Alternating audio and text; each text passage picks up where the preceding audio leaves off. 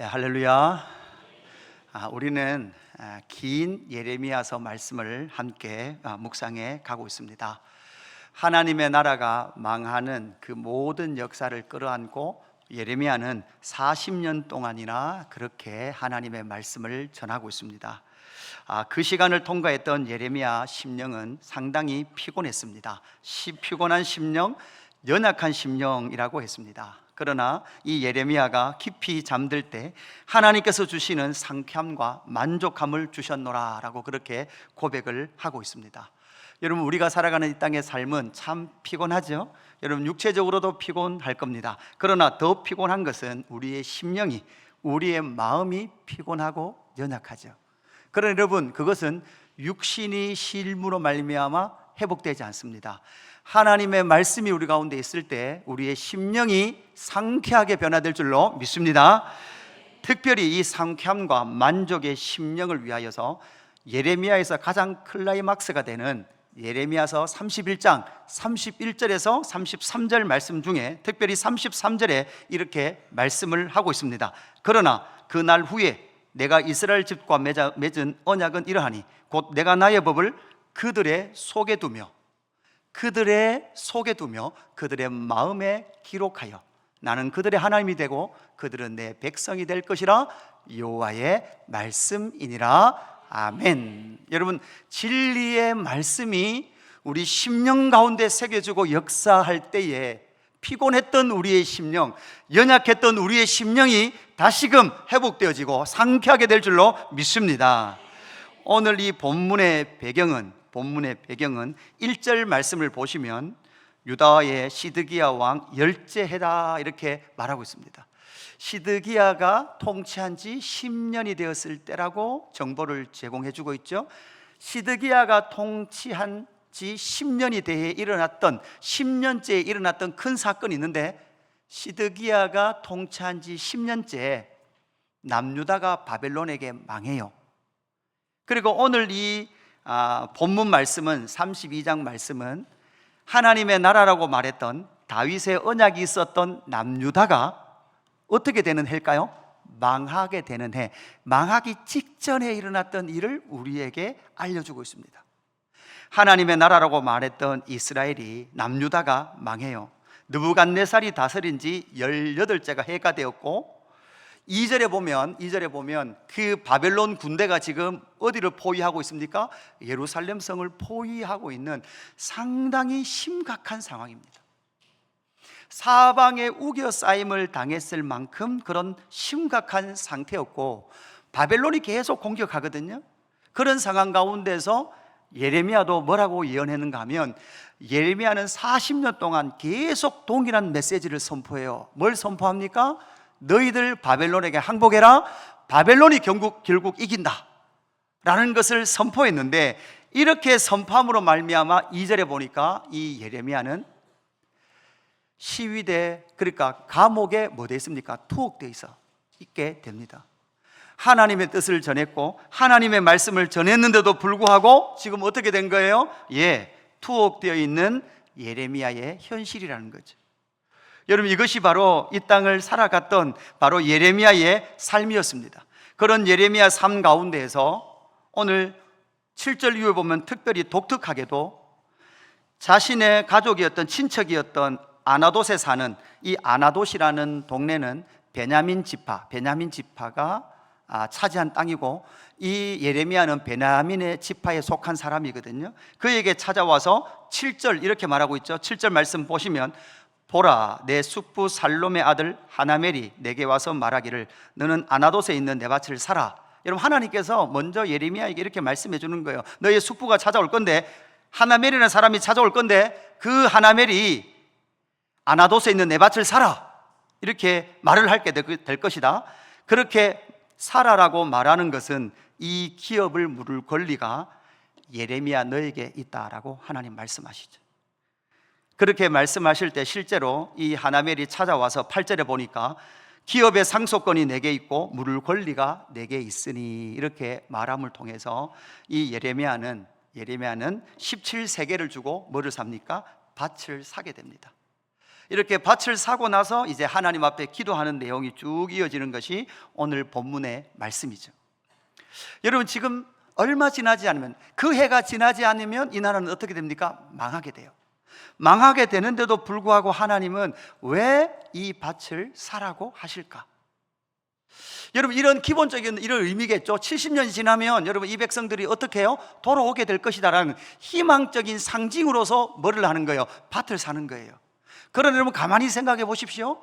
가만히 생각해 보면 지금 예레미야가 이 밭을 사지만 이 밭은 자기 세대의 영광을 볼 수 있는 밭이에요? 볼 수 없는 밭이에요? 볼 수 없는 밭이에요. 여러분, 어르신 여러분들 이때까지 뭐 하셨습니까? 범어동에 팥밭 그거 하나 사놓으셔야죠. 안 사놓으셨습니까? 여러분, 유라에 있었던 팥밭 하나 정도 사놓으셔야 되는 것 아니었습니까? 그죠? 그렇게 하나 사놨으면 지금 우리는 떵떵거리고, 아니요, 떵떵이 아니라 땅땅거리고 살 수 있는데 그때 그 밭을 사놓지 않아서 우리는 지금 이렇게 사는 걸까? 지금 그렇게 밭을 사라라는 의미가 될까? 사실 이 70년이라는 이 시간은 예레미야 자기도 이 밭에 대한 영광을 보지 못할 뿐만 아니라 70년 이후에 이 집문서를 가지고 있던 예레미야 후손들도 이 땅으로 돌아온다고 한들 이 땅의 권리를 잘 주장할 수 없을 만큼의 혼란의 시기가 그 시대의 상황이었단 말이죠. 다른 말로 하면 내 것이 될 수도 없고 내 후손의 것이 될 거라고 보장할 수도 없는 이 밭을 하나님은 왜 사라고 말씀하실까? 예레미야는 그것을 알고 있었습니다. 자기도 영광 볼 수 없고 자기의 후대에도 이 땅의 영광을 본다라는 보장이 없음에도 불구하고 하나님께서 그 땅을 사라 할 때 어떻게 해요? 샀습니다. 이것이 바로 선지자의 행위 예언이다, 이렇게 말합니다. 선지자들은 하나님의 말씀을 전할 뿐만 아니라 행위로도 하나님의 뜻을 보여줘요. 선지자의 삶이 힘든 게 뭐예요? 바로 그거예요. 하나님의 말씀을 전할 뿐만 아니라 여러분 뭐도 하라 그래요? 행위로 하나님의 뜻도 보여주래요. 예레미야와 동시대를 살았던 에스겔은요, 하나님께서 인분의 떡을 구워 먹으라 이렇게 말해요. 사람의 똥을 받아가지고 말려라. 그리고 그 똥에다 불을 붙여서 그 불숯 위에다가 떡을 구워 먹으라.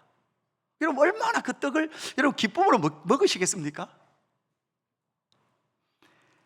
이제 얼마 지나지 않으면 예레미야 이 에스겔의 아내가 죽을 거예요. 그런데 하나님은 하나님의 나라 남유다가 망할 때 에스겔의 아내가 죽거든요. 근데 하나님은 에스겔에게 뭐라고 말하는가 하면 에스겔아, 눈물 흘리지 마라, 울지 마라. 이 모든 하나님의 뜻을 담아냈던 사람이 바로 선지자들의 행위 예언을 통하여 하나님의 뜻을 보여주는 거죠. 그러니까 자기가 전한 말과 하나님의 말씀을 그대로 이 땅 가운데 나타냈던 사람들이 누구예요? 선지자이죠. 여러분, 이 땅을 살아가는 우리의 삶이 때로는 어려운 것이 무엇입니까? 여러분, 때로는 목사의 삶이 어려운 것이 무엇입니까? 말씀을 연구하고 가르치는 것은 최선을 다하면 할만해요. 그러나 더 어려운 것은 무엇입니까? 가르친 대로 사는 거죠. 하나님의 말씀대로 살아가는 것이 가장 어려운 일입니다. 여러분, 최근에 교계에 어떤 어른을 만났는데 은퇴하신 목사님을 뵀는데요, 선교 현장에 계시던 목사님이셨어요. 근데 이렇게 말씀하시더라고요. 한국의 선교단체의 대표가 세계적 국제기구의 선교단체에게 소환을 당했대요. 한번 와봐라. 그죠? 국제 선교단체에 소환을 당한 거예요. 소환을 당한 이유는 무엇인가 하면 전 세계에 한국 선교사님들이 가 있는 선교지마다 독특한 현상이 하나씩 있는데 서양 선교사님, 외국 선교사님들이 잘 하지 않는 일을 한국 선교사님들은 하는 일이 있대요. 그게 뭔가 하면 이 한국 선교사님들은 선교지에서 부동산을 많이 매입하신대요. 부동산을 많이 매입을 하시는데 어떤 선교사님들이 부동산을 많이 매입하시는가 하면 람보 선교사님들. 저는 그 단어를 처음 들었어요. 람보 선교사님들. 람보는 뭐가 많아요? 총알이 많아요. 총알이 많은 선교사님들이 많은 총알을 한국에서 지원받아서 결국 뭐를 하는 거예요? 부동산을 사는데 은퇴할 때가 되었을 때 사역은 이양해 주는데 뭐는 이양 안 해줘요? 부동산은 이양을 안 해주시는 거예요. 그래서 은퇴하신 선교사님들이 한국에 잘 안 돌아오세요. 왜? 거기에 다 부동산이 있으니까. 그러니까 국제단체에서 봤을 때 잘 이해가 되지 않는 거예요. 사실 그 모든 총알들이 누구가 보낸 것이죠? 한국의 교회들이 보낸 거예요. 그런데 저에게 그 말씀을 하셨던 은퇴하신 목사님이 저에게 그러더라고요. 유 목사, 그런데 나 역시도 은퇴했지만 은퇴 때가 되면 그렇게 쉽지 않아. 그 문제가 그렇게 쉬운 문제는 아니야 라고 말씀을 하시는데, 가르친 대로 사는 게 그렇게 어렵답니다 라고 말씀하는데, 참 그 말씀이 마음에 많은 무거움을 주더라고요. 선지자적 메시지 속에 선지자적 삶을 살아가는 그 삶이, 말씀과 삶이 이질적이지 않을 수 있는 그 가능성, 이것이 오늘 예레미야의 모습을 통해서 우리는 발견해야 될, 오늘을 살아가고 있는 하나님의 사람들의 특징이다라는 것을 우리는 다시 한 번 더 깊이 생각해야 합니다. 여러분, 우리는 말씀대로 전해야 합니다. 그리고 말씀대로 살아야 합니다. 그것이 바로 하나님의 나라 백성들의 특징인 줄로 믿습니다. 비록 연약함도 있고 우리의 실패도 있지만, 그럼에도 불구하고 하나님의 말씀이 우리의 삶의 모든 기준이 되는 줄로 믿습니다. 그래서 오늘 말씀을 통해서 이 기업을 물을 권리가 내게 있다라고 말하면서 이 밭을 사고 있는 예레미야의 그 행위의 의미가 뭔지를 우리는 분명히 살펴봐야 합니다. 그냥 70년이 돌아오면 끝나면 돌아올 거야 라는 의미를 넘어서 그보다 더 풍성한 의미가 우리에게 주어지는 거죠. 기업의 상속권이 너에게 있다라고 말씀하고 있는, 기업의 상속권의 권리가 너에게 있다라고 말씀하고 있는 그 의미가 무엇이냐는 거예요. 첫 번째는 여러분 화면을 보시고 우리 같이 따라할까요? 자, 같이 따라합니다. 시작. 하나님이 영원히 통치하신다. 아멘. 단지 70년이 차면 돌아올 것이다 라는 의미가 아니죠. 70년이 차면 돌아오겠지만, 그러나 그곳은 영원한 하나님의 나라, 하나님께서 약속하신 땅이고, 그 약속하신 땅이 이스라엘을 넘어 온 열방 가운데 하나님의 나라가 세워질 것이다 라고 말씀하고 있는 의미이기도 한 거죠. 하나님이 영원히 통치하신다, 하나님의 나라가 영원하다. 나라가 망하는데도 불구하고, 여러분 그 해에 망해요. 예레미야가 밭을 사는 그 해에 나라가 망한다고요. 그런데도 불구하고 하나님이 그 땅을 사라 하신 이유는 창세기 17장 8절에 보면 이렇게 하나님은 아브라함과 약속하십니다. 하나님의 나라를 시작하시면서 하나님께서 아브라함과 약속하신 그 약속의 내용, 내가 너와 내 후손에게 내가 거류하는 이 땅 곧 가나안 온 땅을 주어 영원한 기업이 되게 하고, 여러분 어떤 기업이 되게 한다고요? 영원한 기업이 되게 하고, 나는 그들의 하나님이 되리라. 하나님께서 아브라함과 약속하시면서 비록 내 때는 아니지만 400년이 지나 이 땅 가운데 들어올 때 네가 거류하고 있는 이 땅이 영원한 나의 약속의 기업이 땅이 될 것이고, 너희는 나의 백성, 나는 너의 하나님이 될 것이다 라고 이미 하나님의 기업, 하나님의 나라를 시작하면서 이 나라 영원하다, 하나님이 영원히 통치하신다라고 하나님께서 약속하신 것이 이 밭을 사는 행위의 의미로 내포되어 있는 줄로 믿습니다. 하나님의 나라는 어디입니까? 하나님의 통치를 받고 있는 그곳이 바로 하나님의 나라인 줄로 믿습니다. 죄가 무엇입니까? 죄가 무엇입니까? 하나님이 통치하신다, 하나님이 왕이시다라는 것을 거부하고 있는 것이 죄입니다. 내 감정이 나를 이끌어가는 것 자체가 여러분 뭘까요? 그게 죄예요. 내 개념, 내 생각이 나를 이끌어가는 것 그 자체가 죄입니다. 지금 이 하나님의 나라라고 말하는 이스라엘이 왜 망합니까? 이스라엘 백성들이 하나님의 통치, 하나님의 왕권을 거부해요. 하나님의 통치보다는 돈의 통치가 좋습니다. 내 육신의 통치가 좋습니다. 그래서 하나님의 나라가 바알과 아세라로 넘쳐나고, 하나님을 섬겨야 될 성전에 바알과 아세라를 섬기는 신전뿐만 아니라 바알과 아세라를 섬기는 많은 그러한 제사장들의 집을 지어놓고 그들의 종교 행위인 성적 관계를 맺으면서 음행의 나라를 만들었던 것이 바로 이스라엘의 죄였고, 그 죄의 결과는 뭡니까? 멸망으로 나타나더라는 거죠. 이 끔찍했던 하나님의 나라 이스라엘의 죄를 하나님은 끊으시고 이제는 새롭게 하나님의 나라의 통치를 이어갈 것인데 그 하나님의 통치를 어떻게 이어가게 됩니까? 히브리서 9장 15절 말씀입니다. 히브리서 9장 15절 우리 같이 읽어볼까요? 같이 읽습니다. 시작. 이로 말미암아 그는 새 언약의 중보자이 이는 첫 언약 때에 범한 죄에서 속량하려고 죽으사 부르심을 입은 자로 하여금 영원한 기업의 약속을 얻게 하려 하심이라. 아멘. 바로 첫 번째 언약은 그 언약의 말씀을 들었던 이스라엘 백성들이 그 하나님의 약속을 버리고 하나님의 통치를 버리고 하나님의 통치를 거부함으로 말미암아 하나님의 나라가 망하는 역사로 나타났으나 하나님께서 그들의 범한 죄를 속량하고 하나님의 아들을 십자가에 내어주시고 죽으심으로 말미암아 다시금 예수 그리스도로 말미암아 영원한 기업의 약속을 저와 여러분에게 주신 줄로 믿습니다. 그래서 예수 그리스도를 믿는다라는 것은 하나님의 통치를 받는다는 것이고 그 하나님의 통치이신 예수 그리스도를 믿음으로 말미암아 저와 여러분에게 영원하신 하나님의 기업을 주신 줄로 믿습니다. 이것이 바로 예레미야가 지금 밭을 사고 있는, 나라가 망하는데 금년에 망하는 것을 알고 있음에도 불구하고 값을 치루어 밭을 사고 있는 예레미야의 행위의 의미가 되는 것이죠.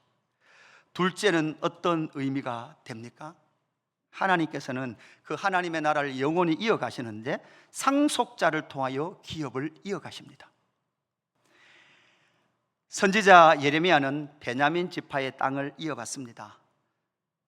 그 당시의 상황으로 보면 이 밭은 별로 가치가 없습니다. 별로 희망적이지 않는 땅입니다. 여러분 100년 이후에 가치가 있을 땅을 알고 계신 분 계십니까? 여러분 저는 알고 있습니다. 500만 원 싸우시면 제가 알려드리겠습니다. 우리는 잘 몰라요. 제가 말씀을 드린 적 있죠. 유라에 개척을 했을 때 저희 건물에 상가가 아무도 없었어요. 밑에 딱 부동산 하나가 있었는데 그 부동산 사장님하고 밥 먹을 사람이 없으니까 그 부동산 사장님하고 자주 밥을 먹었거든요. 그 부동산 사장님도 심심하면 목사님 식사하시죠? 그러면 그 밑에 내려가서 한우국밥 먹으면서 이야기를 하는 거죠. 그래서 그분이 그랬어요. 목사님 500만 원만 들고 오십시오. 그러면 선수촌 1단지 공원 전망이 쫙 보이는 미분양된 아파트를 마음껏 한 채에 500만 원 10개 해도 돼요. 그때는 워낙 분양이 안 돼서 목사님 10개도 되니까 계약금 500만 원이었거든요. 그래서 그 소장님이 3개를 하고 500만 원으로 계약금 걸어서 6개월 지나고 나서 한 딱지 하나에 3천만 원씩 받고 팔았어요. 그 제보고 그러더라고요. 목사님 그때 하셨어야죠.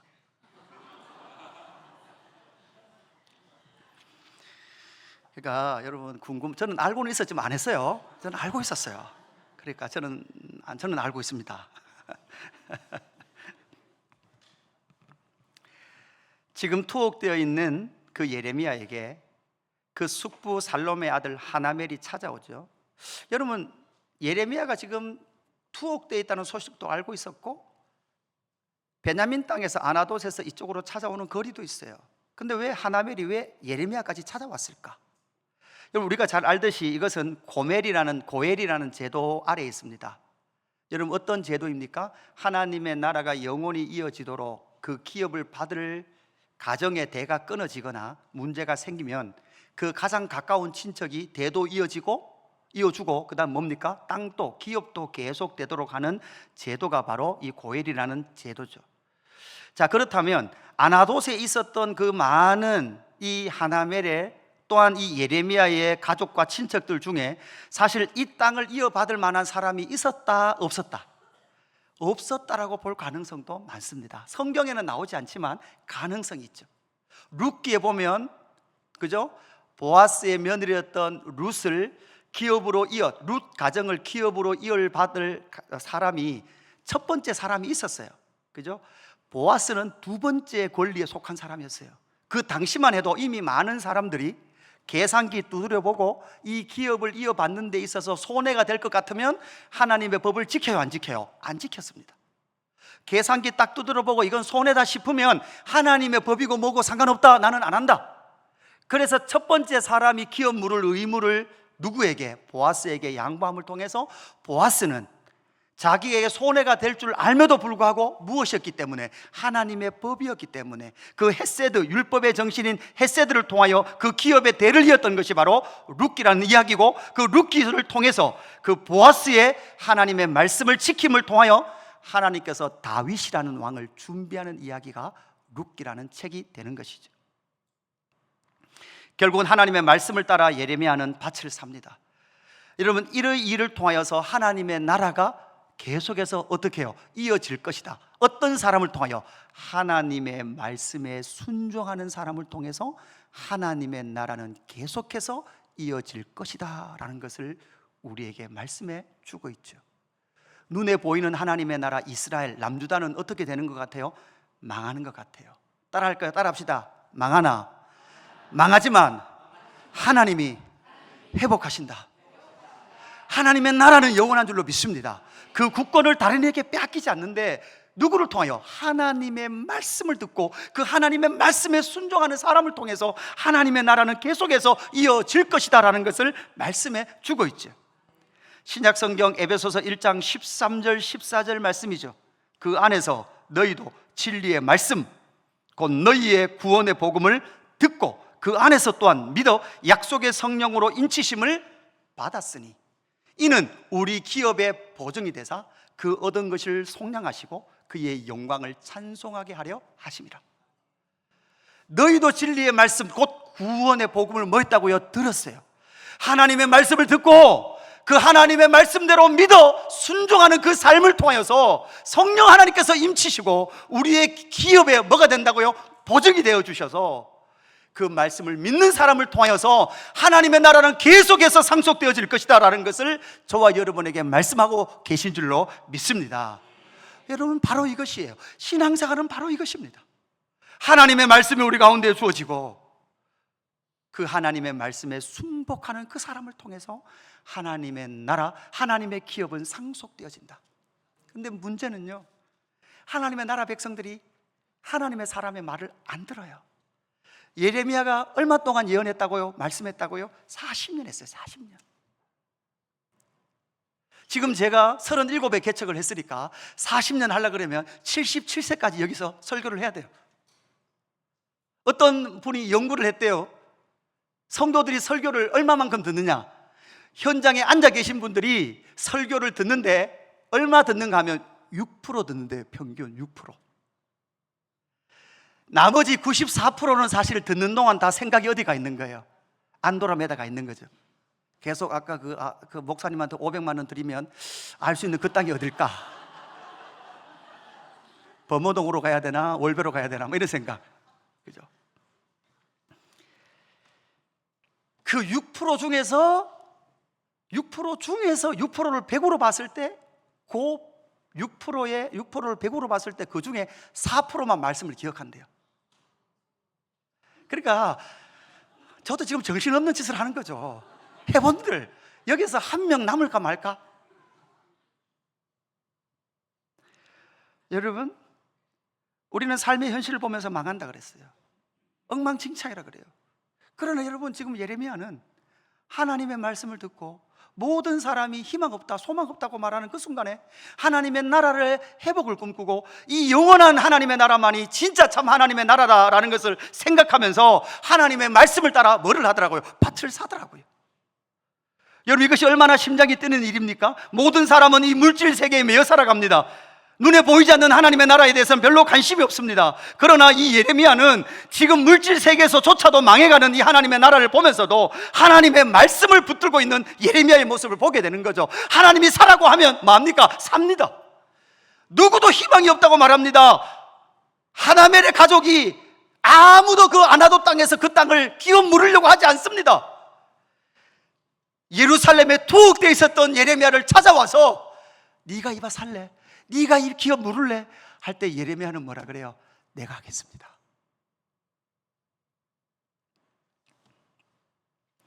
요한계시록 21장 6절 또 내게 말씀하시되 이루었도다. 나는 알파와 오메가요 처음과 마지막이라. 내가 생명수 샘물을 목마른 자에게 값없이 주리니 값없이 죽이니 이기는 자는 이것들을 상속으로 받으라. 여러분, 상속으로 받으라. 할렐루야. 여러분, 하나님의 나라를 상속으로 받으시겠습니까? 여러분, 하나님의 나라를 상속으로 받으십시오. 부모의 재산이 아니라 하나님의 나라를 상속으로 받으십시오.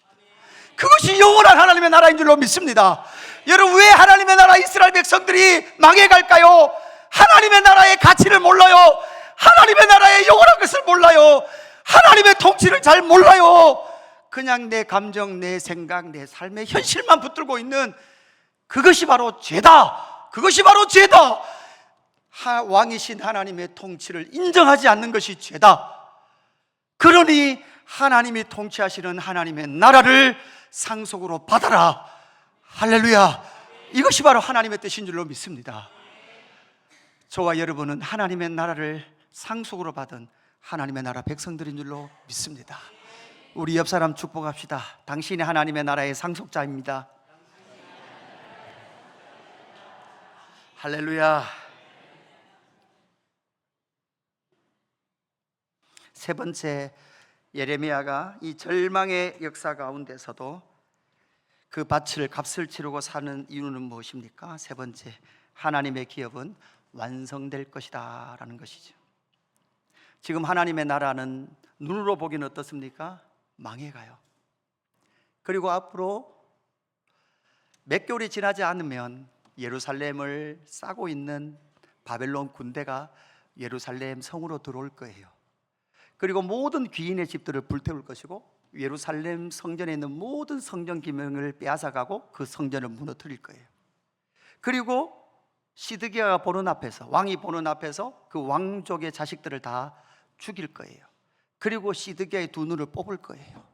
그리고 그 땅에 남아있는 유력한 자들을 다 코를 깨고 손을 깨서 줄로 묶어서 바벨론으로 잡아갈 거예요.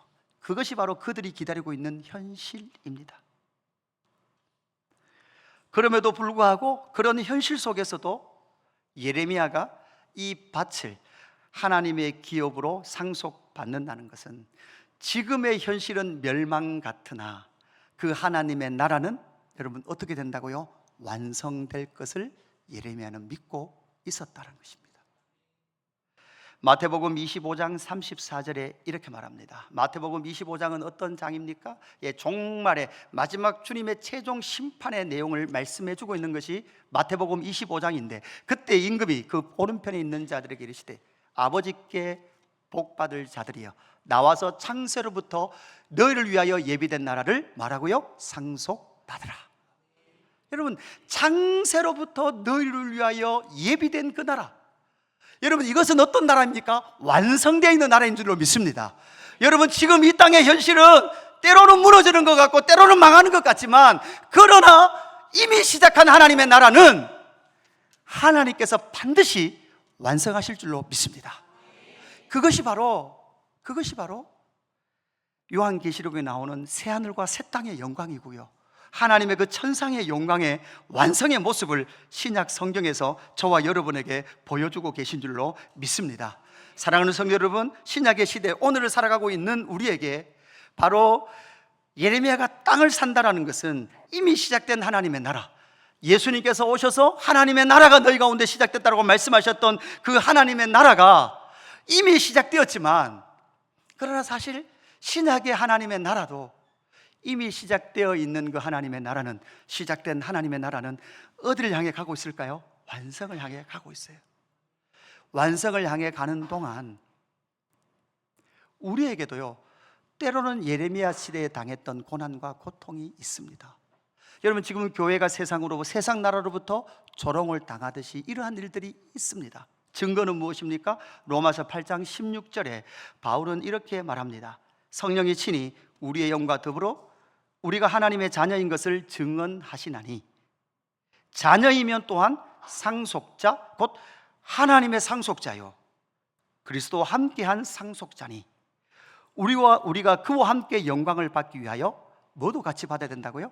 고난도 함께 받아야 할 것이니라. 이것이 바로 이미와 아직 사이에, 이미 하나님의 나라는 시작됐습니다. 이미 시작된 하나님의 나라는 어디를 향해 가고 있습니까? 완성을 향해 가요. 그러나 이미 시작된 그 하나님의 나라를 살아가지만 우리는 아직은 무엇을 못 만났습니까? 완성의 때는 만나지 못했어요.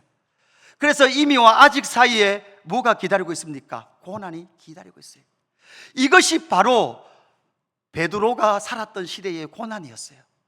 예수 그리스도의 십자가의 죽으심과 부활하심과 승천하심과 성령의 오심을 모두 다 경험했어요. 하나님의 나라를 모두 경험했어요. 그럼에도 불구하고 베드로 역시도 마지막 십자가에 거꾸로 달려 죽음을 당하는 그 고난을 당했음에도 불구하고 베드로도 뭐를 바라본다고 했는가 하면 새하늘과 새 땅을 바라보느라.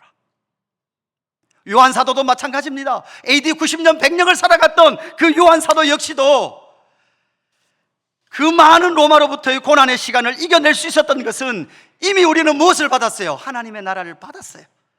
우리는 하나님의 나라를 이어받은 상속자입니다. 그러나 이미 시작된 하나님의 나라를 살아가고 있는 신약의 성도들은 완성을 향해 가는 그 여정 가운데 우리 주님과 함께 받아야 될 고난이 있고, 그 고난이 있음에도 불구하고 그 고난을 이길 수 있는 이유는 무엇입니까? 이미 완성되어 있는 하나님의 나라가 우리를 기다리고 있다는 사실, 이것을 믿지 않으면요 배교할 수밖에 없습니다. 이 믿음이 없으면 우리의 삶에 일어나는 환난과 고난에 우리는 흔들릴 수밖에 없습니다. 우리의 육체가 세잔에 갈 거예요. 저는 이번 주에 한 장례식에 다녀왔습니다.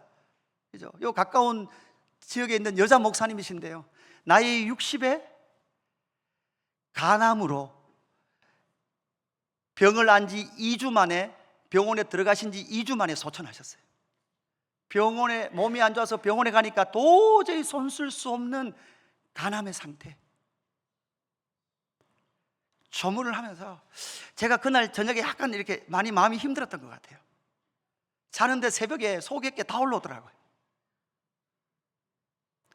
자는데 꽥 하면 속에거를 다 토해 올라오는 그 상황 속에 이 땅에서 하나님의 백성 가운데 고난이 있고 아픔이 있고 눈물이 있지만, 그럼에도 불구하고 하나님의 나라를 상속으로 이어받은 자들이 무엇을 바라봐야 이 고난을 이길 수 있다고요? 예, 이미 우리 가운데 완성해 놓으신, 주님이 완성해 놓으신 새하늘과 새 땅의 그 영광이 우리를 기다리고 있다는 믿음이 없으면 이미 시작한 하나님의 나라를 우리는 온전히 살아갈 수 없다는 것을 믿는 저와 여러분 되기를 소망합니다. 여러분, 삶이 바뀌면, 내 삶이 좀 좋아지면, 내 삶이 좀 윤택해지면, 내 삶에 이런 문제가 없으면 내가 하나님의 나라를 살아가죠? 아니요, 그게 아니라고요. 우리의 삶에는 고난이 있어요. 없는 게 아니란 말이에요. 그때 우리는 눈을 들어서 무엇을 봐야 합니까? 이미 우리 가운데 이루신 하나님의 완성된 하나님의 나라의 영광을 말씀을 통해서 만나야만 오늘의 이미 임한 하나님의 나라를 살아가게 될 줄로 믿습니다. 오늘의 말씀을 정리합니다.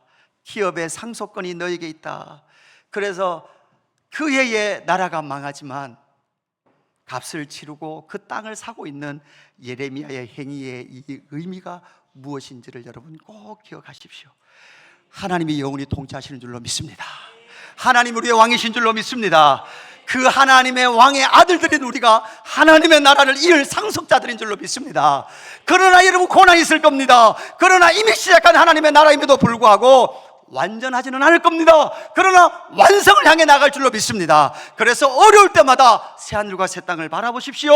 완성하신 하나님의 나라를 바라보십시오. 이것이 이미 임한 하나님의 나라를 살아가야 될 저와 여러분의 시선이 바로 새하늘과 새 땅, 완성되어 있는 하나님의 나라인 줄로 믿습니다. 우리 찬양할까요? 나의 영원하신 기업 생명보다 귀하다.